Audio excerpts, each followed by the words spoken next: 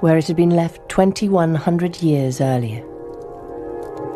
It is completely and utterly unique.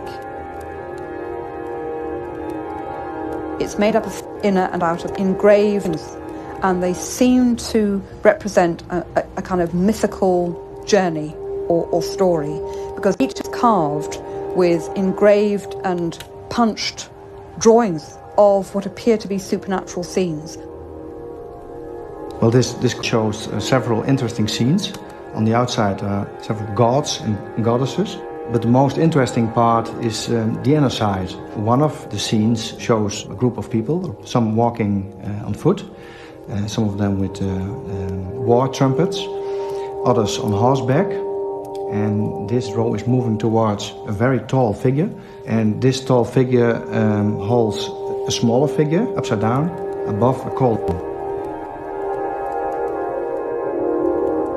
It's full of fantastic, supernatural, half-human, half-beast. It has an antlered god, it has a ram-horn snake, it has people wearing necklets or torques, it shows figures of animal sacrifice, it shows figures of people flying or swimming to the other world. I regard it, perhaps irreverently, as a huge psychedelic trip. It looks to me like one huge vision or dream inspired by a seer or a shaman's experience.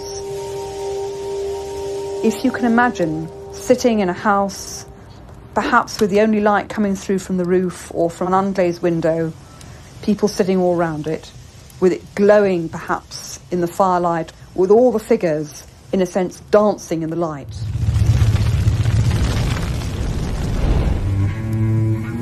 It would be shimmering, it would be filled with red wine, with blood or something like that. And the whole thing would be an intense visual experience. It would be bubbling away, perhaps speaking to the druid, to the shaman. You can imagine how it takes on a life of its own, and it becomes, in a sense, a sacred being itself. It was so sacred that it was disposed of with great ceremony.